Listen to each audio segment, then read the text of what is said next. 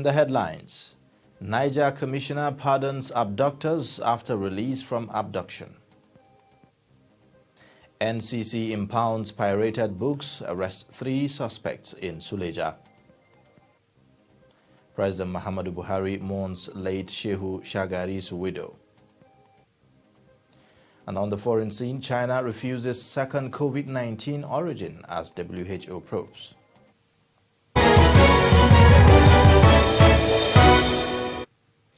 Hello and welcome to TrustTV News Update. I am Ayuba. Thank you for joining. Niger State Commissioner for Information, Mohammed Idris, says he has forgiven his abductors after he was released from captivity on Thursday. He was released around 9:30 p.m. at a location in Suleja and taken to a hospital for medicals. Idris was abducted from his residence at Babantunga village in Tafa local government area on Monday. Speaking after regaining freedom, the official narrated his ordeal and revealed why he was abducted. Idris disclosed that the assailants came from Zamfara State and were not familiar with the Suleja terrain. According to him, someone gave them money to carry out the act, thinking that Governor Sani Bello allocates 200 million naira to his office every month. The state government insists no ransom was paid to secure Idris from the kidnappers. Now, the Nigeria Copyright Commission, in collaboration with the armed policemen, have arrested 3 suspected pirates and impounded 250 pirated copies of the Holy Bible in Suleja Market, Niger State. NCC Director of Public Affairs, Vincent Oyefeso, who announced the figure in a statement on Friday in Abuja, said the commission also impounded different textbooks. Oyefeso said that the seizures, estimated at 1.5 million naira, are made by the copyright inspectors during a recent anti-piracy operation at One-Way Road, Suleja Market, Niger. The Director of Operations of the agency, Obi Ezelo, called on members of the public to assist the Commission by volunteering information on suspected piracy outlets and suspicious warehouses of books. Now, the demolition of shops and houses that started in Pape on Wednesday, 11th August, has continued to rage on as people living in the Abuja slum are left to pick up pieces of their lives. Container shops, makeshift stalls, and even some houses were not spared from the demolition that took place. Chijioke Okafor tells us more.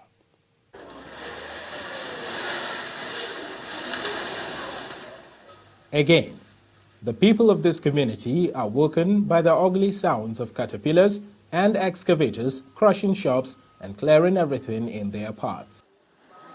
It is the second day since demolitions began in Pape, and just like yesterday, people are standing by, watching what they have built for many years destroyed by the Joint Task Force in charge of demolitions.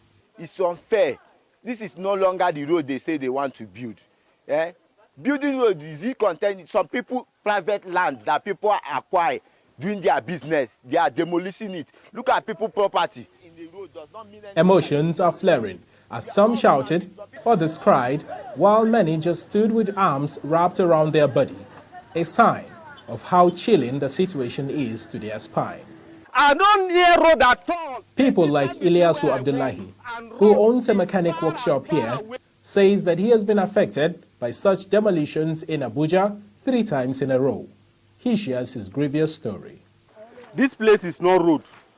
I was at Utako. They started demolition where I am. Like 4 places, 4 times they burn engine where I buy for people, I have to pay back.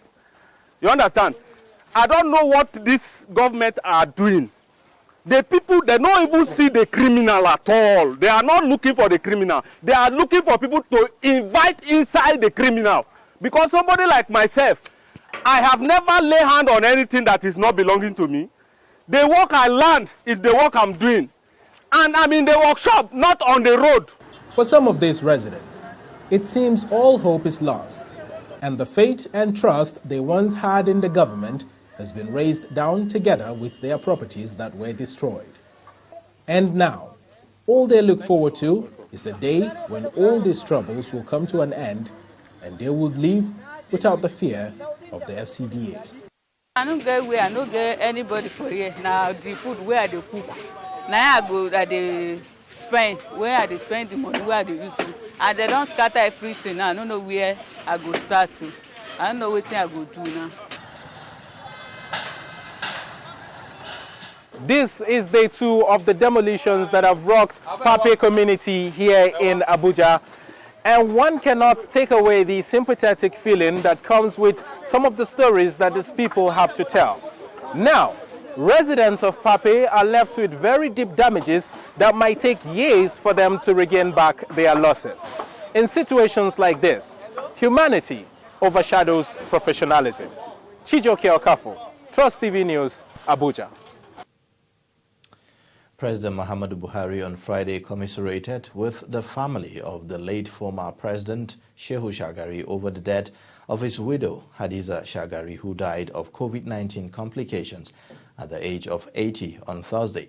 Reacting, Buhari, in a statement issued by his spokesman Femi Adesina in Abuja, described the death as a pillar, the deceased, as a pillar of strength and support, holding fort for the family while her husband offered service to the nation. He extended condolences to the government and the people of Sokoto State, urging the family to be consoled by the good deeds of Hajia Hadiza. President Buhari prayed Allah to forgive the sins of the departed and reward her with paradise. Now, the All Progressives Congress has condemned the suit instituted against it and its caretaker committee chairman, Governor Maimala Buni, by the People's Democratic Party. In a statement by party officials, James Akpanu Dodehe said the opposition party is executing desperate propaganda. He, however, said that the APC will not comment on the PDP's court action, advising the PDP to focus on the crisis in its camp. PDP had asked the Federal High Court in Abuja to remove Buni as the governor, Yobe State. In a 4-page originating summons filed at the court on Thursday, it urged the court to make the governor appear before it and defend whether he ceased to be the governor by accepting to be the APC caretaker committee chairman. The Nigeria Center for Disease Control says 753 additional infections and 5 more COVID-19 related deaths had been registered as at August 12, 2021. The center stated this on its verified website on Friday morning, raising the country's total infections to 180,661, attributing the surge to the highly transmissible Delta variant and low vaccination rates across the country. The new infections indicated a decrease from the 790 cases reported on Thursday. The NCDC added that a total of 367 people recovered and were discharged from various isolation centers in the country on Thursday, with total recoveries nationwide clocking 166,560. As states across the country struggle to curb the spread of COVID-19 Delta variant, the nation records 790 new cases on Thursday, the highest in 6 months.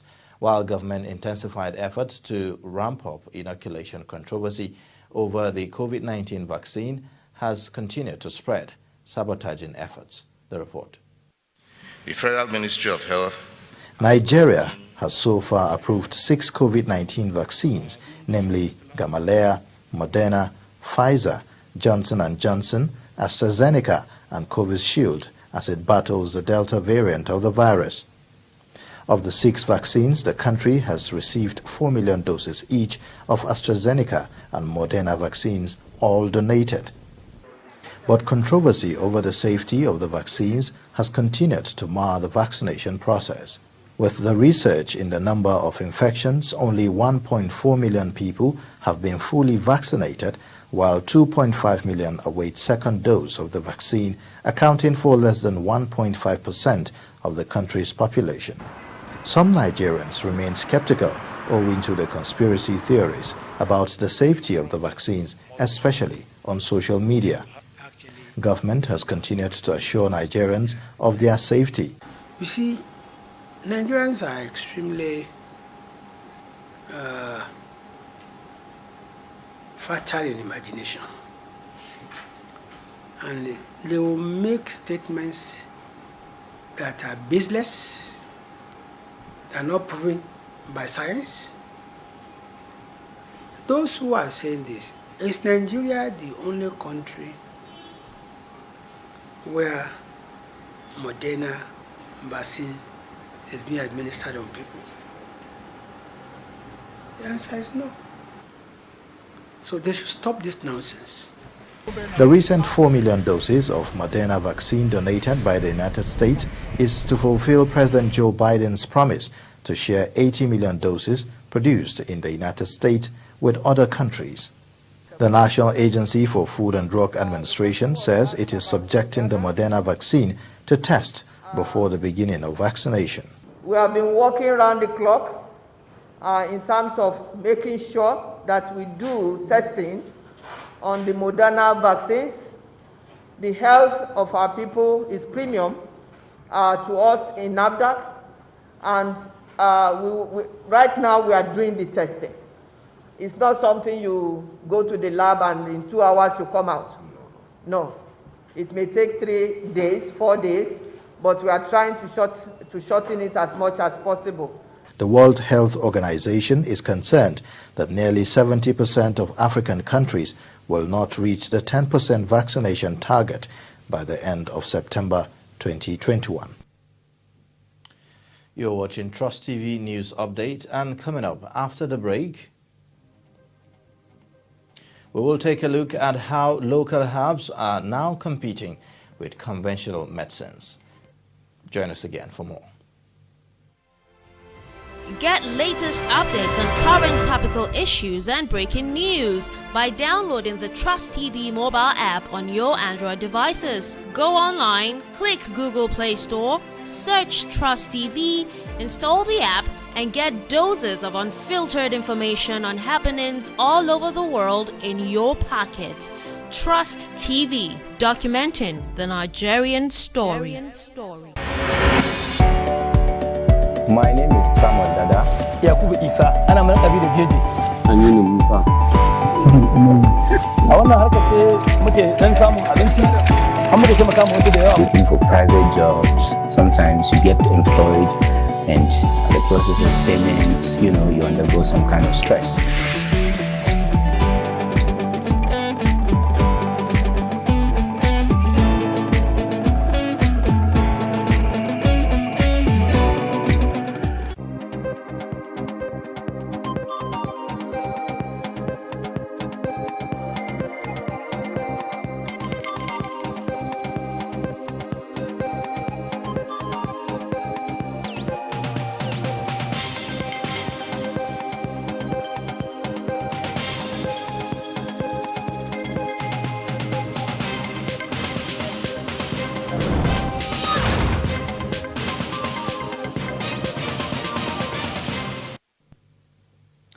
Welcome back. You are watching Trust TV News Update. Now here's a recap of our top stories. Niger State Commissioner for Information Mohammed Idris says he has forgiven his abductors after he was released from captivity on Thursday. Plus, the Nigeria Center for Disease Control said 753 additional infections and 5 more COVID-19 related deaths have been registered as at August 12, 2021.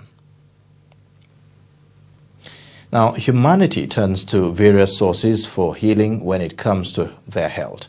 While many trust modern conventional medicine with their lives, others hold on to the traditional beliefs of healing, judging by the high rate of consumption of local herbs and usage of traditional medicines.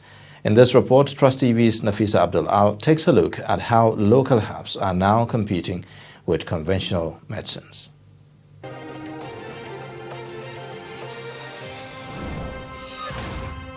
If you're standing here and you're such person, if somebody there for house, you don't accumulate bacteria for body, and the person they always complain of internal heat. For night, to come up from bed, go lie down to floor of the ground, now the leaf of the plant. Dominic Alex Omakondo is a naturalist who says he was born to heal the world through nature. With his unique ability to draw a crowd and enlighten people on the value and healing properties of herbs and plants in their environment. Let us all know that it should be a tradition for us. Go behind your house, get plants. If your child is sick, treat the person. We should stop taking something that goes to treat symptoms. We should try to heal ourselves. Every illness has its own plant. Before God created man, God created plants already.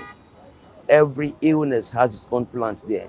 It's just for us to do more extra works to get to the plants and help ourselves out. Dr. Olatishe Olalekan, who is a consultant nephrologist and a medical director, is of the opinion that some of the herbal medicines are toxic to the kidneys. Herbal concoction, we must be very careful. We are seeing a lot of people come to the hospital with kidney failure from consuming herbs in form of acute kidney injury, And so we must send this message out there so that people are cautious, especially knowing that you consume some of these things on the street without knowing where they are coming from, without knowing how they were manufactured or how they were prepared. Some of the herbs that our forefathers you talked about were basically from green leaves. Some of the people that watched attentively as Dominic dished out the lecture also expressed their views about traditional medicine. Go back to your market, go get me Ghanaian this black cane oil, man and lady. Get me 3 tablespoons of the black cane oil. Just 3 tablespoons. Once you get me the 3 tablespoons only, add them inside and mix them very well. My grandfather stayed 135 years before he died. So we are family of roots. So those days, if you say I be man or I know that time, I go far because he carry us go inside bush, go gather leaves. We come boil them, come they give them people. Honestly, warm, we know they get sick, all this sickness or whatever. I prefer root. I keep on telling people, let us go back to our natural something. Well, it depends on what you are treating. Like if you are treating some kind of diseases, you will need pharmaceutical drugs. Then there are some other diseases that you need the natural herbs. Like if you are, maybe they want to carry out a surgery on you. Maybe after the surgery, it is those pharmaceutical drugs that they might recommend. You have to take them too. But if there are other ailments that does not need surgery, I believe natural herbs can do the job very well. And I have this general belief that herbal medicines don't work. The patient takes it and go and die. But I discovered that people that travel to China, all these importers, when you go to China today and you enter any factory in China, they will give you a local herb. So people started now, in fact, I give kudos to the Yorubas. They call it agbo. But it works. Although medical doctors have called for caution on the usage of herbal medication, the question is, are these herbs truly bad? We're not saying that some of these plant products do not work. No, we don't say that at all, because we encourage people to take plants and vegetables and fruits, things like that. What we mean is that whatever is being taken should be supervised. We must know exactly what these compounds contain. We must know exactly what dosage is being taken so that if there's any deleterious effect on the body, it can be picked up early. So how is this done? This will be done by ensuring that the people who make the natural remedies pass them through appropriate channels to investigate them and identify that they are safe to be consumed by people, to also ensure that they have licenses so that when individuals who take these products have any effects, it can be traced back to the person who gave it. The use of herbs in medicine is a tradition that has always been a part of different peoples and cultures all over the world. More so in Nigeria, where traditional medicine is an alternative medicine practiced and widely consumed by many.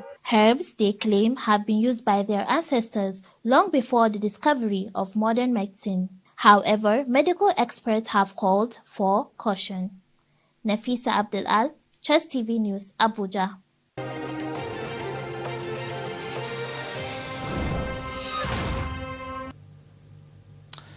August 12, officially known as International Youth Day, is celebrated annually to give youths a platform and a voice. The day, often accompanied by major events, engages youngsters with drive to take initiatives and actions that will increase opportunities for them and how to manage resources to address global problems. Dashan Husseina Usman tells us more.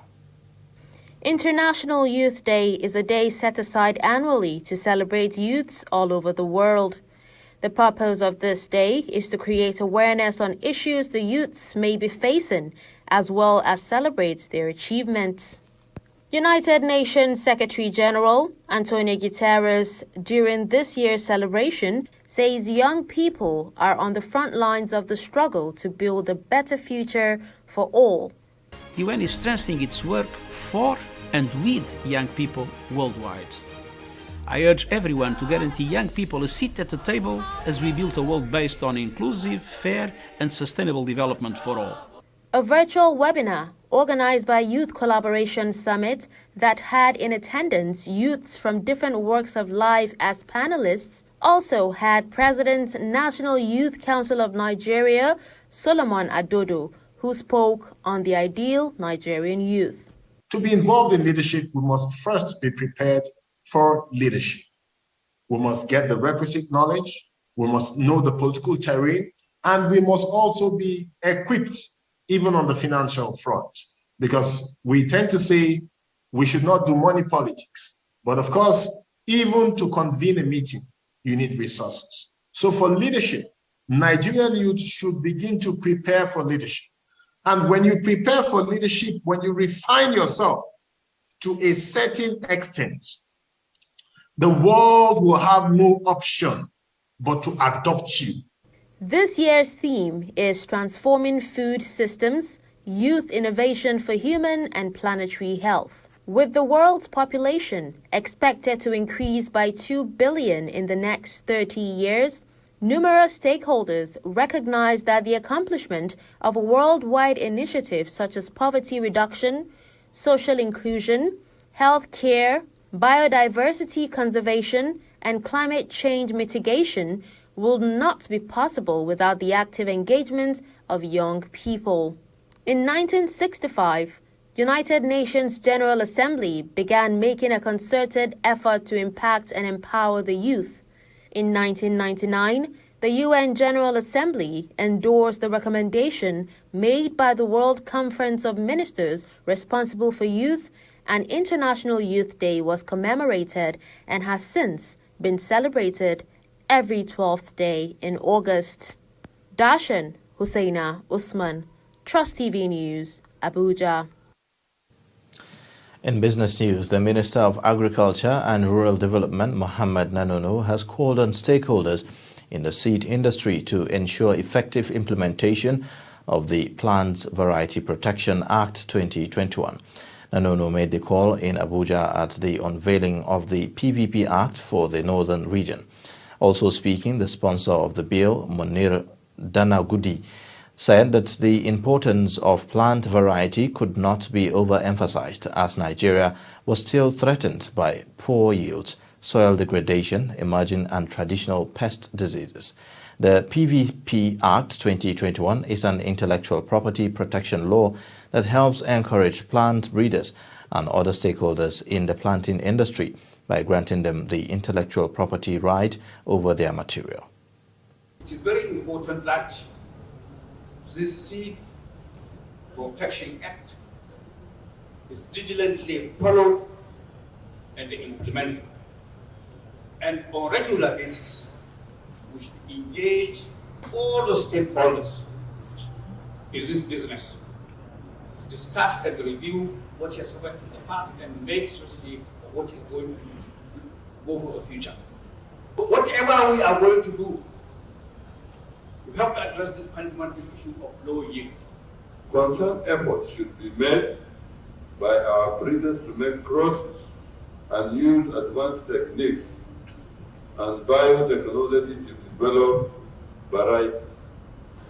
We will soon begin to see on our farmers' fields superior yields, step tolerance, disease resistance, climate smart, input efficient varieties that will be introduced by our innovative breeders, both from public and private sector, in few years to come. In addition, also, we begin to witness efficient land use and reduced food costs as a result of increased productivity from cultivated hectares across the country. We must add to the sense of urgency to strengthen partnerships for resilient seed regulations through catalytic investment into the seed sector. Look at tackling high level of insecurity for sustainable and inclusive seed systems and agricultural transformation in Nigeria. On the foreign scene, China on Friday dismissed the World Health Organization's call for a renewed probe into the origin of COVID-19 virus, saying it supports scientific over political efforts to find out how the disease started. A senior Chinese diplomat says the proposal is made without full consultation with member states. In a briefing with 31 representatives and ambassadors from 29 countries in Beijing, MA said that recently the WHO Secretariat came up with the working proposal for the next phase without fully consulting with its member countries, which has been rejected and doubted. Emergency workers battled to relieve flood-hit areas of Turkey's Black Sea region on Friday as the death toll rose to 27 in the second natural disaster to strike the country this month. The floods among the worst Turkey has experienced brought chaos to northern province, just as authorities are declaring wildfires that raged through southern coastal regions for 2 weeks had been brought under control. Torrents of water tossed dozens of cars and heaps of debris along streets, with bridges destroyed, roads closed and electricity cut to hundreds of villages. In sports news, English Premier League 2021-2022 season is set to begin, with fans returning to the stadiums after absence due to the coronavirus pandemic. Spectators look forward to Friday 13th of August when the new season begins with match between Arsenal and newly promoted Brentford. TrustTV correspondent Mardia Umar reports. 20 teams will compete in the league. The top 17 teams from the previous season and the 3 teams promoted from the championship. The promoted teams are Norwich City, Watford and Brentford. Manchester City are the defending champions, having won their 5th Premier League title during the previous season. There are, however, expectations from football enthusiasts in Nigeria ahead of the new Premier League season, which kicks off on Friday night with Brentford hosting Arsenal in a London derby at the Brentford Community Stadium. Some of these enthusiasts speak on the expectations from clubs and players. To start with, I'm a die-hard of Arsenal fan, and we are living in Old Coastal Quarters. I'm the chairman of Arsenal fan club. So, generally, the English Premier League is the best in the world. It's too competitive, and people that plays in that must have energy.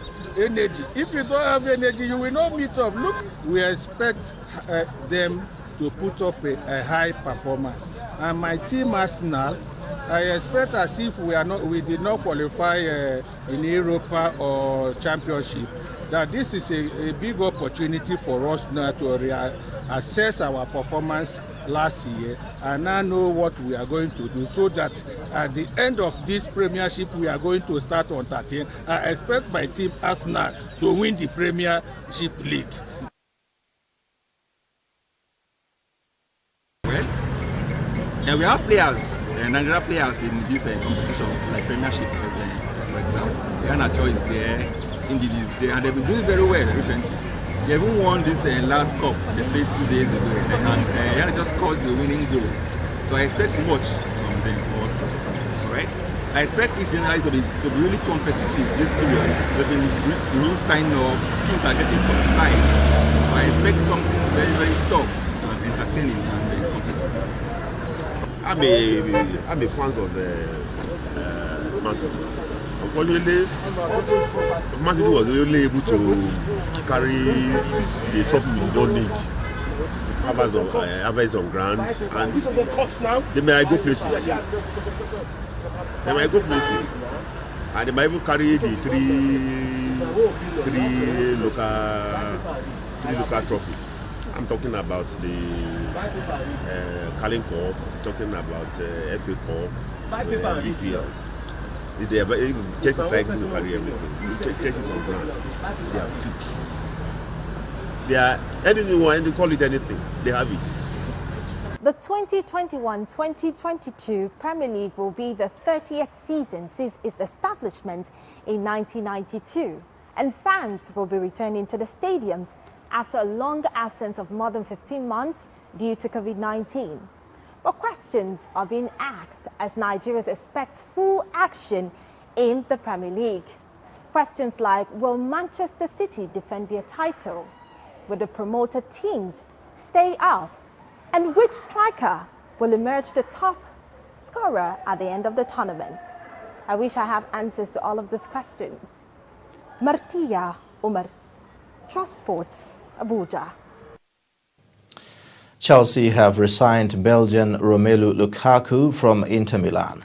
The London club confirmed the return of the 28-year-old striker for a reported club record fee of £97 million in a statement on Thursday. Lukaku scored 64 goals in 2 seasons in Italy to quickly become a hero at the San Siro.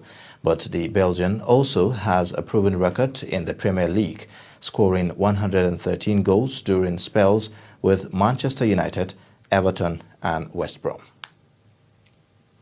And that wraps it up for the Trust News Update. But you can follow us on all our social media handles for more updates. I am Ayubelia. Thank you for watching.